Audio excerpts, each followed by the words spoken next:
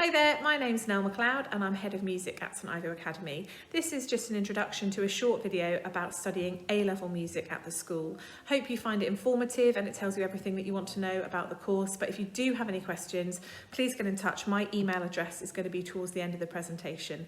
Thanks so much for taking the time to watch this. So, welcome to the A-level music presentation for the St Ivo Academy Open Evening. I'll just talk you through various elements of the A-level music course now.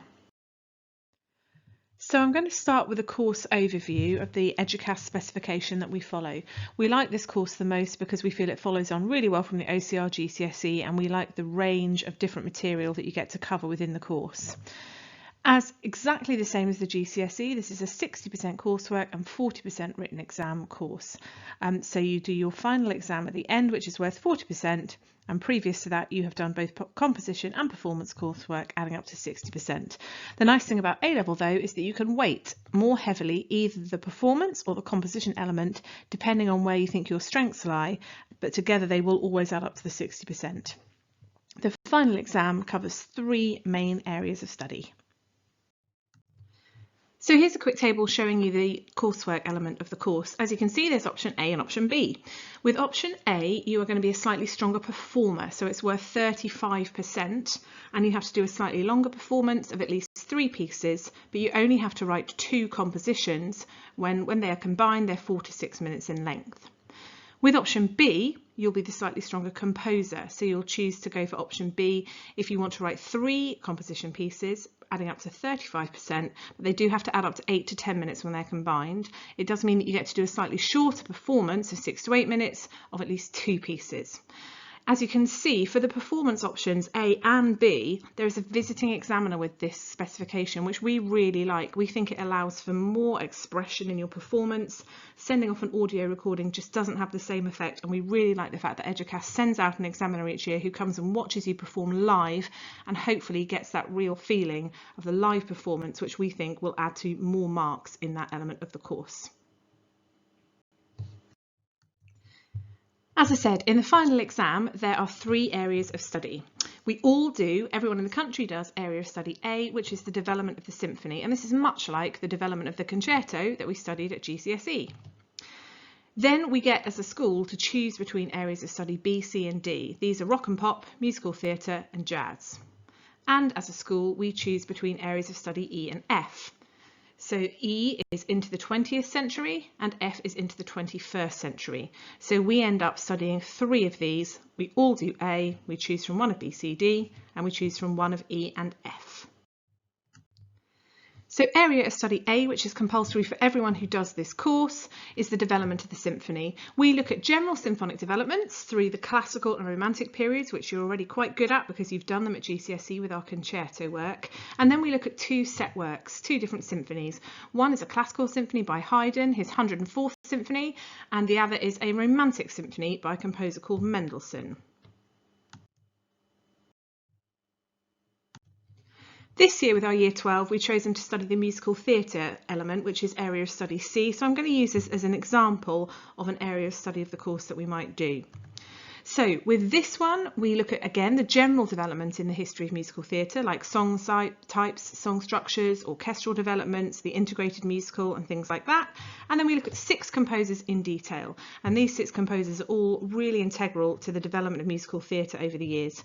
Richard Rodgers, Claude Schoenberg, who's Les Mis, Leonard Bernstein, who wrote West Side Story, Stephen Schwartz, who's most famous at the moment for Wicked, Stephen Sondheim, who's Sweeney Todd, and Andrew Lloyd Webber, who's written a whole host of rock musicals. So Richard Rodgers is your first real kind of 1950s Oklahoma composer who's written a lot of the classics, and it takes us, this area of study, through the ages of the different musical theatre composers. We learn to recognise each individual composer's style and to be able to answer questions in the exam about their styles and about their musicals, and to be able hopefully to recognise which composer we think we're hearing out of those 6. So again, I'm going to take what we're doing this year as the example to use for our final area of study, which this year is into the 20th century. So we look at a short period of musical history at the early 20th century, the turn of the century, which was really integral to the musical developments across the next whole century of music.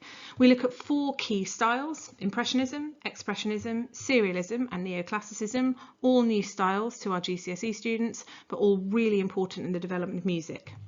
And then we have 2 set works: a short movement by a French composer who's impressionist called Debussy, and another short piece by Poulenc, another French composer who is a neoclassical composer in his style.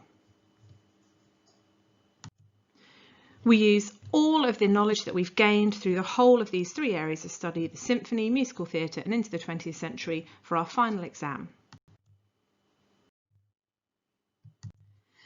So that was a real whistle-stop tour through the course of A-level music, and I just want to spend the last minute or 2 of the presentation just talking about what you can do with A-level music, where it can lead, and perhaps why you should take it at St Ivo.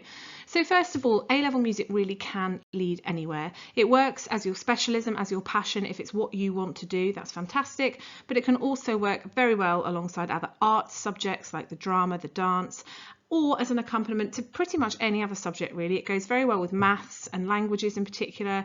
It's an essay subject, so with humanities it works well, and I know plenty of people who've done music as something to have as a bit different alongside their sciences.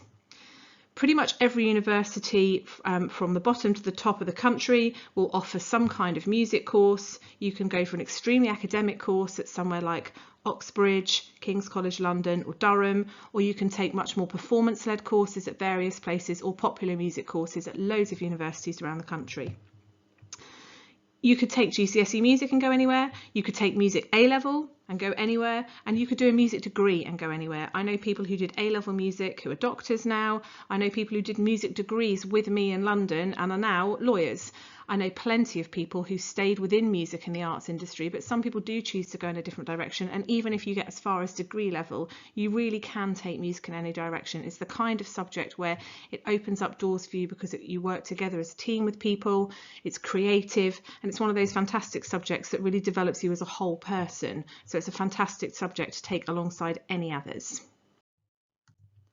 So finally, why might you take A-level music at St Ivo specifically? Well, first of all, I do believe you have a really cracking team of teachers. The 3 teachers that are currently the mainstay of the department are all really highly educated.